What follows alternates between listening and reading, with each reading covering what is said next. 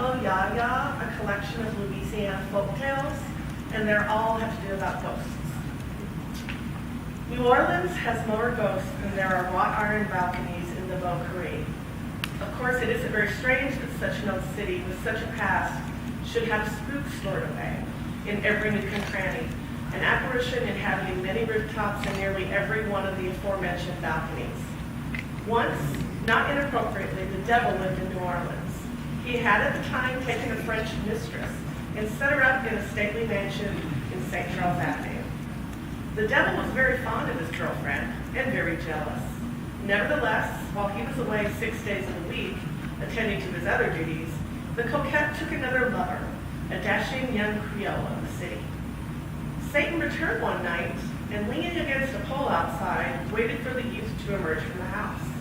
When he encountered him, Satan told him frankly that he was the lover of the French woman, and said that now that he did not want her anymore, and that the boy was to take her and £1,000,000 of gold and just go away. There was one condition: they must always be known as Monsieur and Madame L.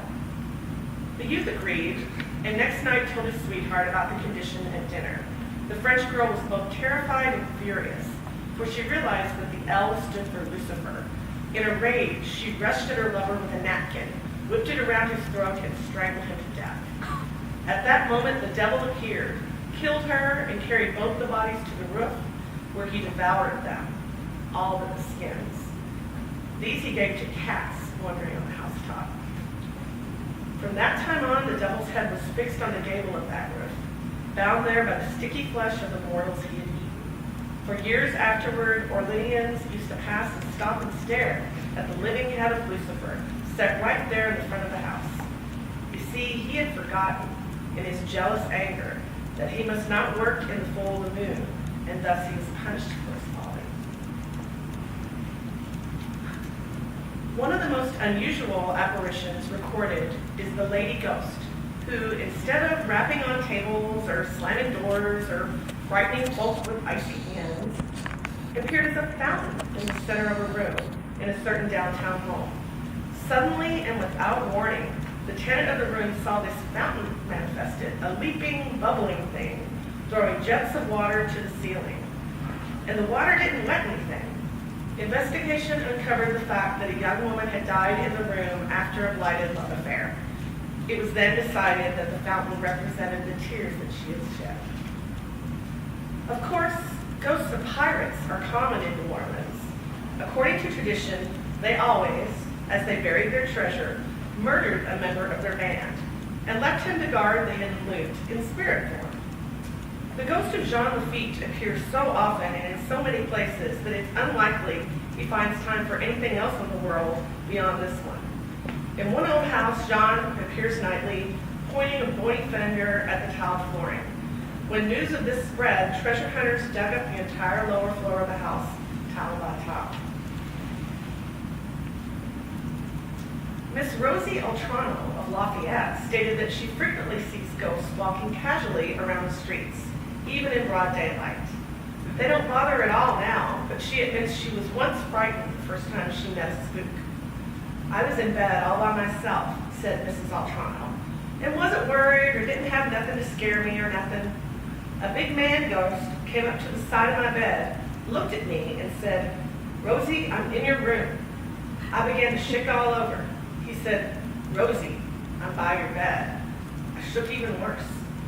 'Rosie,' he said, 'I'm in your bed.' And he sure was, right there next to me. I was like ice. Then he said, 'Rosie, I'm under the quilt.' By that time, I was almost dead. 'Rosie,' he said, 'I got you.' And he had me too. All of a sudden, I got my wind and I screamed loud as I could, and then he vanished." A man named Taylor in Vermilion, like Mrs. Altrano, has grown quite accustomed to seeing spirits. "They're everywhere," declares he, "in every street, in every house. Sometimes they ride on people's shoulders. Lots of times," Mr. Taylor says, "friends come to visit him with a ghost sitting on their shoulder." He says he never tells them this, however, because it might make them nervous. Most of them look just like people, though occasionally they'll assume other shapes. One thing, he says, I've always noticed is that almost all the women ghosts are beautiful. I guess that's because all women want to be beautiful, and after death they get their dearest wish. Aunt Jessie Collins, an authority on supernatural manifestations, explained it all this way. Ghosts is liable to look like anything, said she. Some comes back just like they was when they died, but others turns into animals and balls of fire or things with long teeth and hairy arms. You can just walk all around your life looking at things, and you don't never know when you was looking at a ghost. My grandpa seen one once, and it sure did him a lot of good. You see, my grandpa was a drinking man, and you know how men sees things when theirs in their cups. Still, my grandpa didn't drink quite that much. He was living way out in the country then, and he had to walk to town and back to get himself his gin.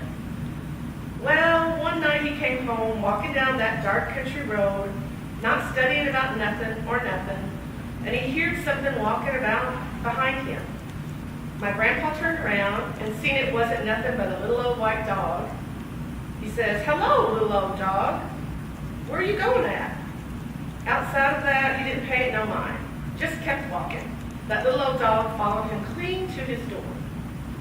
Now, when my grandpa reached his front door, he heard that dog padding up the porch back of him, and he heard my grandma breathing mad like right inside, just a-waiting for him. He turned around and he says, "Go away, little old dog. You don't want to mess in this business." He went to say more, but the words just stuck in his throat, because he seen now that that dog wasn't no dog at all, but a big white ghost, 15 feet tall, with 2 heads and about 12 arms. My grandpa just fell right smack down on that porch and lay. My grandma ran out there when she heard the noise and drug him inside. She didn't hit him or nothing, because he had done plumb fainted. He was in bed nearly a week. No, my grandma didn't see no ghost. I always figured that ghost knowed my grandma, and he run when he heard her coming out. But you know, after that, my grandpa didn't touch no liquor for more than a month.